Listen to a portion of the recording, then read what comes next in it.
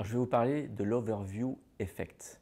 C'est le terme anglais pour dire l'effet de la vue à grande échelle d'un grand champ de vue. Voilà. C'est le fait de percevoir dans le champ de vue une grande surface de la Terre. C'est sous-entendu l'overview effect de la Terre. Alors, je distingue trois niveaux de l'overview effect. Celui que j'ai connu et que tous les astronautes ont connu en orbite basse, entre 300 et 600 km d'altitude. L'overview effect de ceux qui sont partis vers la Lune.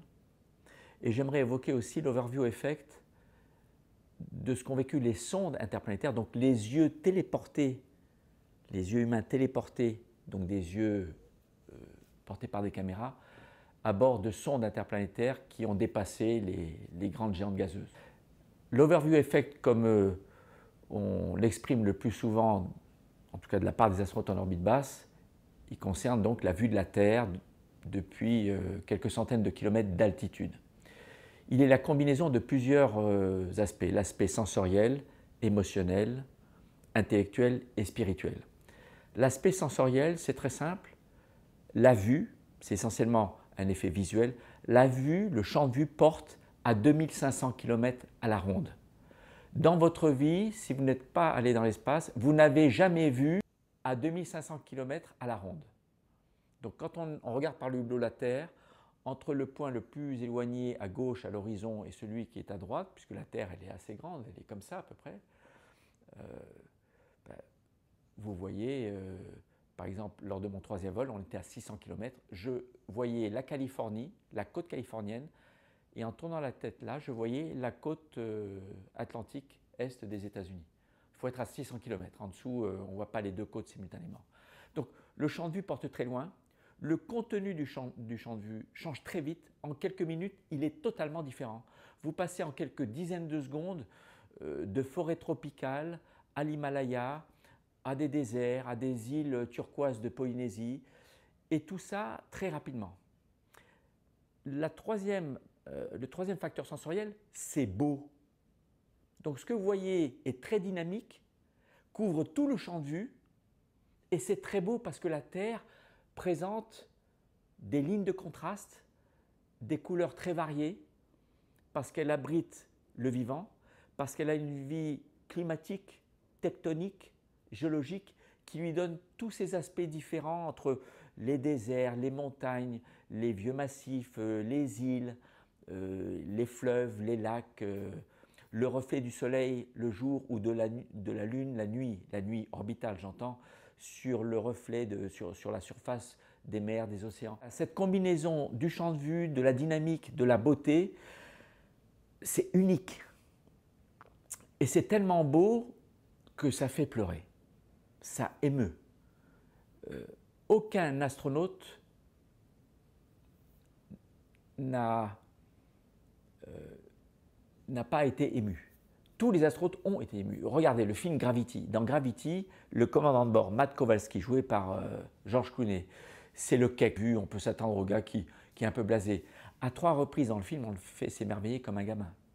Donc, même si vous êtes le plus endurci, la plus endurcie des astronautes, vous serez ému en regardant la Terre par le hublot. Et je me souviens quand ma promotion est arrivée à la NASA, très rapidement, dans la semaine qui suit, nous sommes reçus dans les quartiers de quarantaine en privé par un senior, un astronaute qui a déjà volé dans l'espace et qui va nous parler de son vécu personnel, intime, et donc on sort du domaine technique. Je me souviens, c'était Mark Brown, et qui nous dit « Ne vous étonnez pas à sentir des larmes perler dans le creux de vos yeux sous l'effet de l'émotion de ce que vous allez vivre, de la vue de la Terre, mais ça peut être aussi de la réussite d'une tâche très complexe. Mais j'ai vécu ces moments émouvants où en regardant la Terre, on se pince entre collègues. Nous étions 3 rookies, 3 volant pour la première fois dans un équipage de 6. Avec Scott Parazinski qui faisait ce premier vol de ma promo, on se touche. On se demande, est-ce qu'on est vraiment là à vivre ça? Tellement c'est extraordinaire. On se demande si c'est la réalité, tellement c'est magique. Puis vient un troisième stade intellectuel où on se pose la question. Qu'est-ce qui a fait que c'est moi là qui ai la chance de vivre ça? Qu'est-ce que nous voyons sous nos yeux? cette planète, qu'est-ce qu'est la Terre? C'est un vaisseau spatial. Et on ne peut pas s'empêcher de comparer la Terre à un vaisseau spatial. La Terre est finie, elle nous transporte, l'humanité, nous l'humanité, dans l'espace, comme notre vaisseau navette spatial Atlantis, Discovery, nous transporte, nous, notre équipage, dans l'espace. Elle est nourrie essentiellement d'énergie venant du Soleil, alors qui se stocke sous forme fossile dans le pétrole, le gaz, mais parfois sous forme vivante dans la chlorophylle et dans maintenant le vent. C'est le Soleil qui crée les variations de pression, qui crée le vent. Donc on voit la Terre comme un vaisseau spatial et là on réfléchit, on se dit on devrait la gérer comme un vaisseau spatial. Comment on gère un vaisseau spatial? On apprend d'abord à savoir comment il fonctionne. Après, comment ne pas gaspiller? Comment recycler? Dans l'espace, on n'a pas envie de manquer à la fin de la mission d'oxygène, d'eau, d'électricité. Donc je peux vous dire, nous sommes les champions de l'anti-gaspillage et du recyclage. Et c'est ce que fait la nature. Quand vous observez la nature, les plantes, les animaux, les symbioses, vous savez que dans le corps humain, il y a 10 fois plus d'animaux portant un ADN autre que le nôtre que de cellules qui nous appartiennent. Je crois de mémoire, c'est 10 puissance 14 cellules à moi, qui ont mon ADN, et 10 puissance 15 bactéries, essentiellement dans l'intestin, qui font la symbiose. S'il n'y avait pas cette symbiose entre tout ce vivant qui permet les échanges et de se rendre service mutuellement, il n'y aurait pas de vie sur Terre. Et la Terre, en tant que vaisseau spatial, nous donne ses leçons. Et nous, on se voit en reflet dans la Terre. Donc on aimerait bien enseigner à tous les humains qu'ils sont membres d'équipage du vaisseau spatial Terre. Quand je dis membre d'équipage, c'est par opposition au terme passager. Passager, il attend qu'on s'occupe de lui. Membre d'équipage, c'est-à-dire avec une responsabilité dans la conduite du vaisseau spatial. Et vient le quatrième aspect spirituel. Une fois que vous avez ressenti cette beauté, vous en avez été ému, ça vous a fait réfléchir, le stade suivant, c'est réfléchir sur la création. Mais qui, quoi a créé cet être merveilleux qui est la Terre sous nos yeux? Comment le vivant est apparu? Donc on se pose les questions comme jamais on se serait posé ces questions-là sur Terre. Alors certains sont croyants, d'autres moins croyants, ça ne résout pas le problème. Ça ne nous apporte pas la réponse. Mais en tout cas, ça nous pousse à nous poser la question encore plus fortement, plus intensément que si nous n'avions pas été dans l'espace. Je n'ai pas la réponse, mais je peux vous dire que quand on voit la Terre depuis l'espace, on a du mal à croire que c'est un pur hasard de hasard. Mais enfin, je ne sais pas. Voilà, la vue de la Terre depuis 400 à 600 km d'altitude. Un objet sphérique, il n'est pas plat. S'il était plat, je peux vous dire, il y aurait plein de voyages organisés pour aller explorer le bord. Et aller dans une agence de voyage, il n'y en a aucune qui vous propose le voyage pour le bord. Elle est unique, il n'y a rien qui lui ressemble. Elle est finie, c'est une boule finie, elle n'est pas infinie. On le voit avec nos yeux. Alors que quand vous êtes dans une plaine, dans le désert, vous avez l'impression, ou au bord sur une plage, vous avez l'impression que c'est à l'infini. Il y a de la terre, de l'eau, des montagnes. Non, elle est finie, unique, isolée. Il n'y a rien à proximité pour nous aider. Et elle est magnifique. Voilà les 4 caractéristiques que vous voyez depuis l'espace. La Terre est finie, isolée, unique, et elle est absolument plus belle que le plus beau des tableaux peints par le plus grand peintre de l'histoire. Alors ça, c'est l'overview effect, qui nous marque à vie. Mais imaginez-vous maintenant que vous partez loin, par exemple vers la Lune, 1000 fois plus loin, 400 000 km environ. À un moment donné, vous êtes suffisamment loin pour que la Terre, vous la voyez comme une boule assez petite. Elle est tellement petite que l'effet de vitesse ne suffit pas à vous donner l'impression de vous éloigner par diminution de la taille dans le champ de vue. Vous savez, quand vous regardez un objet, une maison par exemple, et que vous partez en voiture, et les enfants derrière, moi je me souviens, je regardais par la lunette arrière, et je vois la maison qui diminue, qui devient plus petite. C'est l'effet de distance qui rend les objets plus petits. Mais il y a un moment donné où, quand on est assez loin, la diminution n'est plus sensible. Donc vous n'avez pas l'impression de vous éloigner, sauf s'il y a un moteur qui gronde à côté et qui vous dit qu'il y a une machine qui vous fait rouler en voiture par exemple, ou en train. Donc il y a une phase dans le transfert Terre-Lune où la Terre est très éloignés, la Lune l'est encore aussi pour que ni l'un ni l'autre ne vous donne l'impression visuellement d'éloignement ou de rapprochement. Là, le sentiment que j'imagine, ce sont mes collègues astronautes d'Apollo qui pourront le décrire encore mieux que moi, vous avez l'impression d'être suspendu dans l'univers, dans l'espace.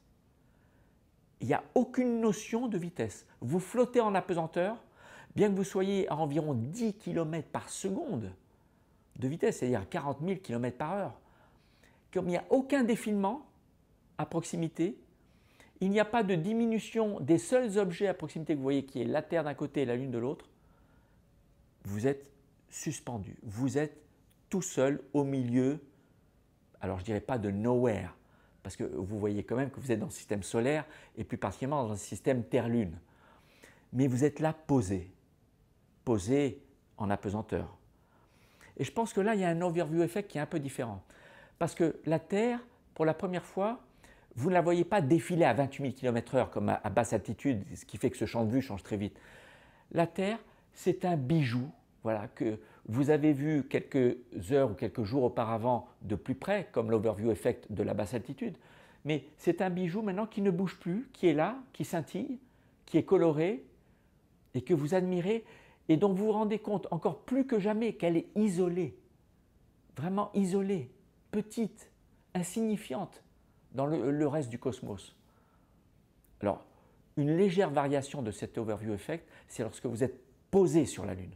Quand vous êtes posé sur la Lune, la Terre est comme pour vous terriens, la Lune, c'est-à-dire un objet qui est là et qui ne bouge pas dans le ciel, mais qui est coloré, qui a son croissant. Et là, vous vous dites, j'espère que ce que je suis en train de faire sert vraiment à quelque chose parce que mon chez-moi, il est quand même assez loin. Mais cela dit, si vous faites le calcul, qui est très simple, quand vous êtes sur la Lune, la force de gravité exercée par le Soleil sur vous est plus grande que la force exercée par la Terre. Quand vous êtes sur la Lune, vous appartenez plus au Soleil qu'à la Terre dans le rapport des forces de gravité, qui est d'un rapport 2. L'influence gravitationnelle du Soleil sur vous, astronautes sur la Lune, est 2 fois plus grand que celui de la Terre. Parlons un petit peu maintenant du troisième overview effect. C'est celui qu'on a connu grâce au sonde Voyager et son maître scientifique principal, Carl Sagan, qui a eu l'idée originale d'envoyer une télécommande pour dire à la sonde Voyager de se retourner une fois passé les anneaux de Saturne pour photographier la Terre à travers les anneaux de Saturne. Ce n'était pas prévu, mais il l'a fait. Donc la sonde s'est retournée, elle a pris une photo, on voit les anneaux en très gros plan et entre 2 petits morceaux d'anneaux, on voit un tout petit point bleu, the pale blue dot, le petit point bleu pâle. Alors là, c'est une autre forme d'overview effect parce que ce n'est pas la Terre qui domine dans votre champ de vue, c'est le système solaire avec les magnifiques anneaux de Saturne que je regrette de ne pas avoir autour de notre Lune. Moi, je rêve, depuis que je suis astronaute, de me lever un matin sur un corps céleste et puis dans le ciel, il y a plusieurs lunes, dont une qui a des anneaux. Voilà, ce serait quand même assez cool hein, si on se levait le matin à la surface d'une des lunes de Saturne, par exemple. Voilà, le Pale Blue Dot nous fait prendre conscience que la Terre est un vaisseau spatial qui, vu d'extraterrestres, si on les imagine, n'est rien du tout. C'est un tout petit point bleu perdu dans l'immensité de l'univers, pas seulement du système solaire, de l'univers. Et là, plus que jamais, vous avez conscience de la relativité de notre condition humaine sur Terre, qui fait de grandes choses. L'humanité est capable de grandes choses parce qu'on a des capacités de réflexion, on a une conscience supérieure, on a une conscience de notre rôle dans la biodiversité, des échanges entre toutes les formes de vivants qui fait que nous sommes là et le vivant est là sur Terre depuis 4 milliards d'années. Voilà, il faut juste espérer que ça dure le plus longtemps possible pour qu'un jour on puisse vivre, un plus grand nombre d'entre nous, dans quelques milliers d'années, dizaines, centaines de milliers d'années, je ne sais pas, mais peut-être que très probablement, en fait, dans un lointain futur, beaucoup plus d'humains seront capables d'aller dans l'espace et de vivre cette expérience, de voir leur propre vaisseau spatial comme ça de très loin.